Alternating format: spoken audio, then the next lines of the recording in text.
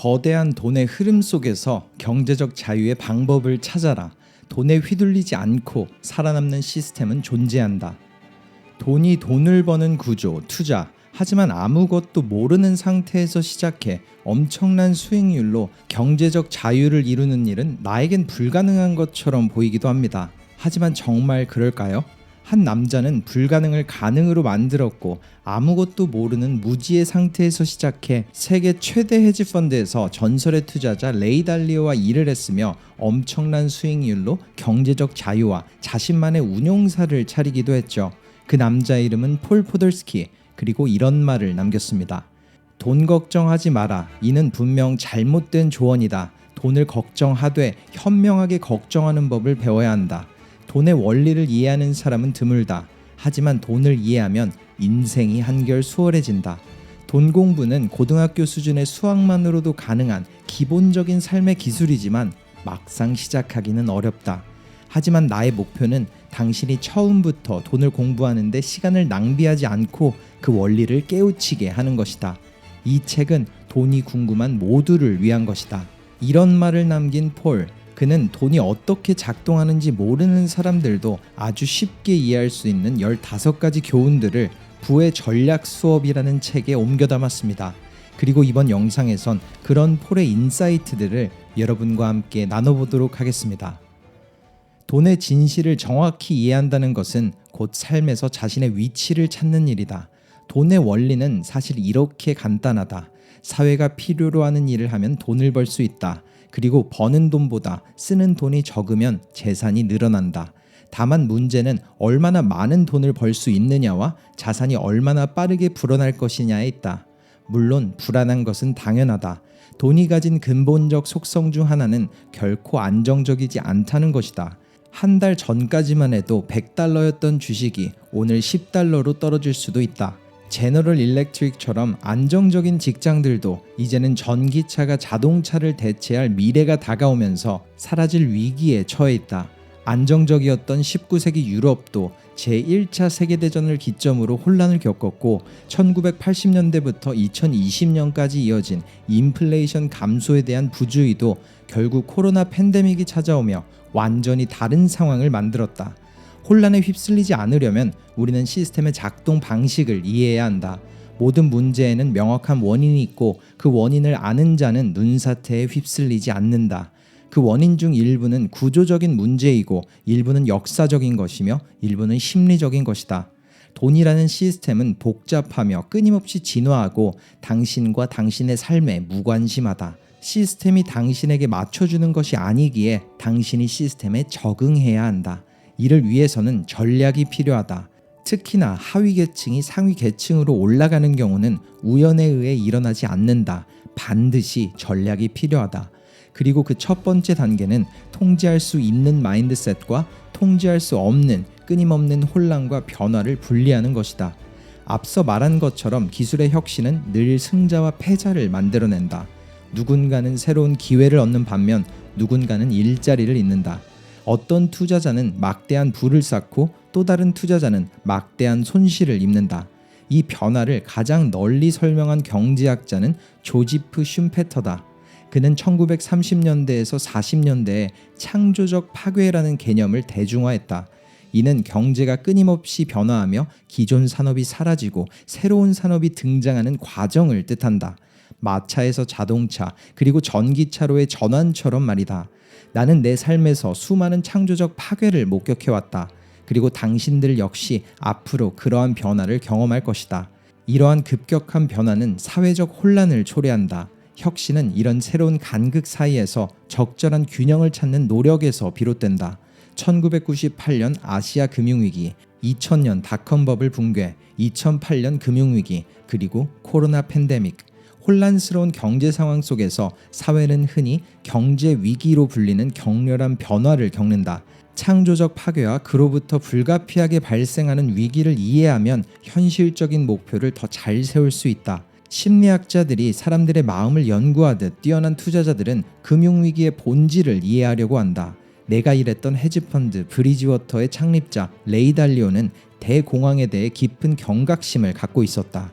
그는 이런 위기가 부채로부터 반복적으로 발생한다고 믿었다. 부채는 동시에 두 가지를 만들어낸다.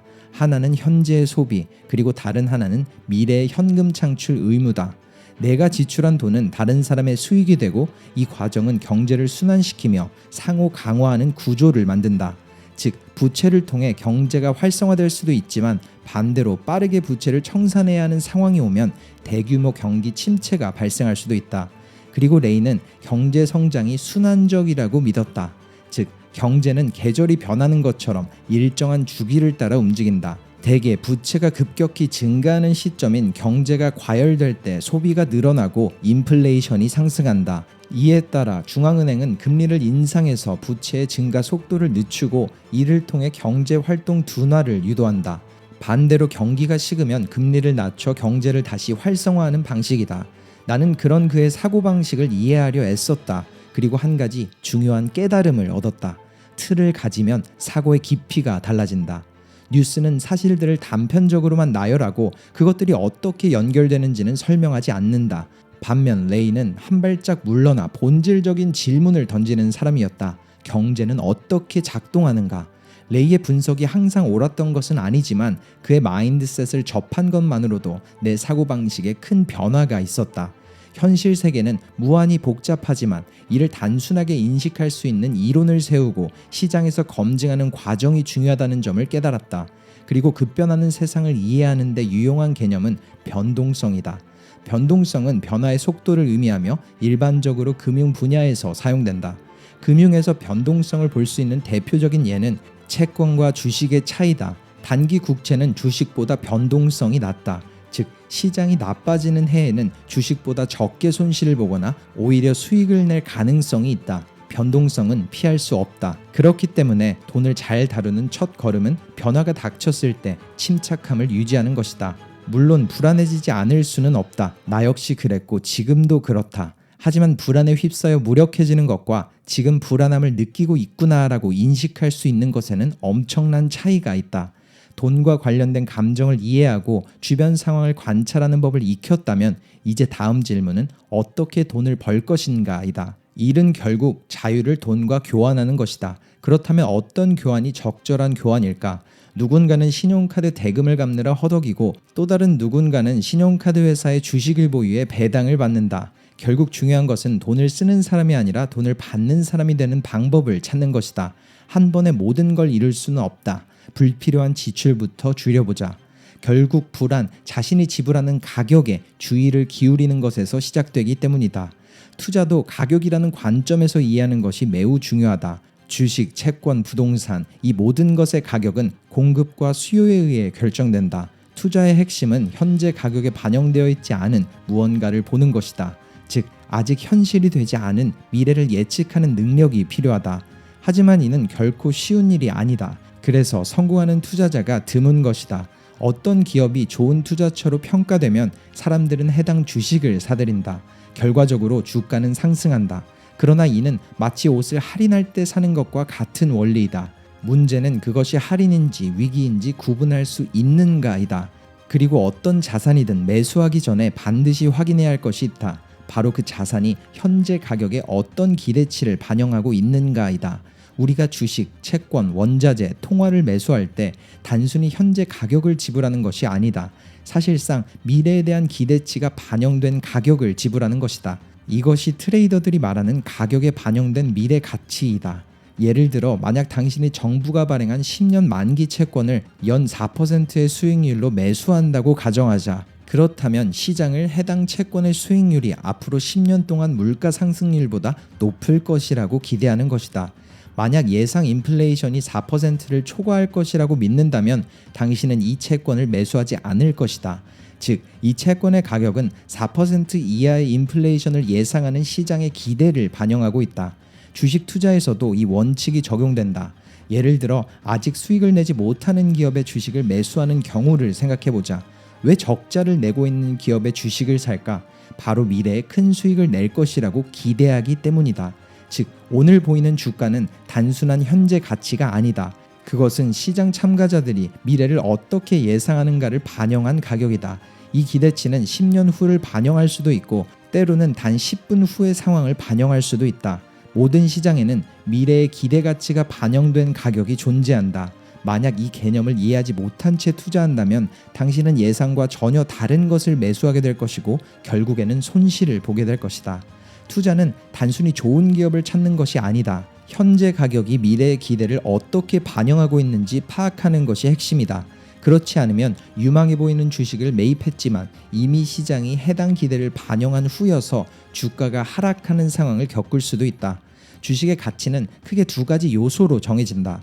첫 번째는 기업의 수익이고 두 번째는 수익 대비 주가 수준을 나타내는 주가 수익 비율이다. PER은 투자자가 기업의 이익을 소유하기 위해 얼마나 많은 돈을 지불해야 하는지를 보여준다. 이를 식으로 나타내면 다음과 같다. 주식 가치는 주가 수익 비율 곱하기 이익. 일부 투자자는 배당을 세 번째 요소로 고려하지만 배당은 기본적으로 기업의 이익에서 나오는 것이므로 주식 평가 시 핵심 요소인 이익과 분리해서 볼 필요는 없다. 물론 급성장하는 기술 기업의 PER은 훨씬 높을 수 있다. 이는 기술 기업이 빠르게 성장할 가능성이 높기 때문이다. 결국 주가의 변동은 기업의 이익 변화와 PER의 변동이 어떻게 맞물리는지에 따라 결정된다. 또한 주식을 매수할 때는 단순히 해당 기업의 미래 실적만 고려하는 것이 아니라 다른 투자 대안과 비교하는 것도 중요하다. 예를 들어 어떤 주식의 PER이 20이라면 이는 해당 주식의 기대 수익률이 20분의 1인 5%라는 의미이다. 그런데 중앙은행이 금리를 6%로 인상하면 굳이 변동성이 높은 주식을 보유하기보다 안정적인 현금성 자산이 나을 수도 있다. 반대로 해당 기업의 실적이 급격히 개선될 가능성이 있다면 여전히 주식이 매력적인 선택이 될 수 있다. 결국 자산 간의 상대적인 가격 변화를 이해하는 것이 투자에 있어서 필수다. 뉴스에서 트레이더들이 여러 개의 모니터를 바라보는 모습을 본 적이 있을 것이다. 그들은 주식, 채권, 현금 등 다양한 자산의 상대적인 가격 변화를 분석하며 최적의 투자 결정을 내리기 위해 노력한다. 즉, 어떤 주식을 사야 할까? 이 질문에 제대로 답하려면 해당 기업뿐만 아니라 전체 경제 상황, 대체 투자 수단, 시장 심리 등 다양한 요소를 고려해야 한다. 영원히 경쟁력을 유지하는 기업은 없다. 시장 환경이 바뀌면 한때 잘 나가던 기업도 재정적 어려움을 겪는다. 그러면 자금을 조달하기 위해 추가로 주식을 발행하거나 투자자들이 미리 빠져나가면서 주가가 하락한다. 이러한 변화를 고려할 때 투자에서도 자동차 선택과 같은 고민이 필요하다. 안전을 우선할 것인가? 아니면 위험을 감수하고 높은 수익을 노릴 것인가? 따라서 저축하는 사람에게는 시간이 유리하게 작용한다. 하지만 단기적인 투기적 투자, 즉 시장에서 차익을 노리는 행위는 제로섬 게임이다. 부의 상위 10%에 드는 사람들은 게임의 법칙을 이해하고 따르는 방식으로 그 위치에 올라선다. 반면 상위 1%에 드는 사람들은 그 법칙을 분석하고 그것을 합법적으로 깨뜨리는 방법을 찾아낸다. 돈은 성공의 절대적인 척도가 아니다. 부의 흐름에는 논리적인 이유가 있지만 그것이 반드시 공정한 것은 아니다. 어떤 길을 선택하든 시스템이 어떻게 작동하는지 명확히 파악해야 한다. 자연스럽게 유리한 위치를 차지할 수 있는 게임을 선택해야 한다. 또한 잊지 말아야 할 것은 뛰어난 투자자들도 통계적으로 약 40%의 잘못된 투자 결정을 내린다는 것이다. 즉, 등락에 대해 감정을 배제하는 것이 가장 좋다. 미국에서 발생한 대부분의 시장 패닉은 일시적인 현상이었기 때문이다. 가치 하락을 기회로 삼거나 더 나아가 여유 자금이 있다면 포트폴리오의 리스크를 확대하는 것이 옳은 선택이었다. 즉 1987년, 2001년, 2008년의 주식시장 폭락은 결과적으로 기회였다. 이쯤이면 내가 어떤 말을 할지 짐작할 수 있을 것이다. 정답이 하나로 정해진 것은 아니다. 내가 줄 수 있는 가장 좋은 조언은 스스로 생각하는 법을 배우고 복리와 분산 투자에 항상 집중하라는 것이다. 연 8%나 10%의 수익률이 누적되는 과정은 시간이 오래 걸리지만 그 효과는 엄청나다. 워런 버핏이 그렇게 부자가 된 이유 중 하나도 그가 90대인 지금까지도 복리를 계속해서 활용하고 있기 때문이다. 투자를 시작하면 누구나 미래에 대해 불안을 느낀다. 손실을 두려워하고 때때로 나쁜 투자 결정을 내리기도 한다. 심지어 워런 버핏 같은 대가들도 그렇다. 이러한 개념을 바탕으로 투자 전략을 정리하면 다음과 같은 공식이 나온다. 총 투자 수익은 안전마진 더하기 자산 배분 더하기 능동적 투자 위험. 이 공식은 직접 투자 경험을 쌓으며 가장 가치 있다고 여긴 프레임워크이다. 투자에서 가장 중요한 것은 어떤 시장 환경에서도 포트폴리오가 견딜 수 있도록 설계하는 것이기 때문이다. 물론 자신에게 맞는 투자 전략을 찾아내기 위해 다양한 투자 학파의 견해를 공부하는 것도 매우 유익하다. 내게 투자란 그림을 그리는 것과 같다. 내가 화가는 아니지만 어떤 그림이 완성되면 좋을지 머릿속으로 고민하는 것처럼 내가 바라는 미래의 자산을 구체적으로 설계해 본다. 그리고 그 그림을 완성하기 위해 수없이 붓질하는 것처럼 직감적으로 떠오르는 생각들을 논리적으로 검증하고 실행한다. 그러다 보면 어느 순간부터는 노동이 아니라 자산이 생활을 책임지게 될 것이다. 물론 돈 걱정에서 완전히 자유로울 수는 없다. 하지만 돈의 목적은 삶을 더 깊이 경험하도록 돕는 것이지 불안감 속에서 우리를 가두는 것이 아니다. 잊지 마라. 돈은 단순한 숫자가 아니라 더 넓은 세상을 경험하게 해주는 수단이다. 이번 영상 속 폴의 인사이트가 어떠셨나요? 물론 그의 글에는 이 영상에는 담을 수 없었던 많은 돈에 관한 불편한 진실이 숨어 있었습니다. 인덱스 투자자, 가치 혹은 성장 투자자, 매크로 투자자와 비유동성 자산 선호자 등 각기 다른 투자 방식에서부터 자신이 배웠던 가장 중요한 자산 중 하나인 레이 달리오의 올웨더 포트폴리오까지 그는 다양한 방식으로 부에 관한 수많은 깊은 투자의 통찰들을 나눴죠. 그리고 이런 말을 남겼습니다. 돈에 대한 조언을 맹신하지 마라. 절대적인 돈의 현자는 존재하지 않는다. 나 역시 마찬가지다. 이렇게 솔직하고 겸손한 그의 글을 읽으며 조금 더 투자에 대한 깊은 철학을 배우고 시스템을 알아가는 발걸음을 뗀 것 같습니다. 이번 영상 속 통찰들과 그의 도서 속 조언들이 경제적 자유를 향해 달려가는 많은 분들께 성공적 투자라는 멋진 그림을 위한 한 번의 붓질을 시작하는 계기가 되길 바랍니다. 터닝포인트였습니다.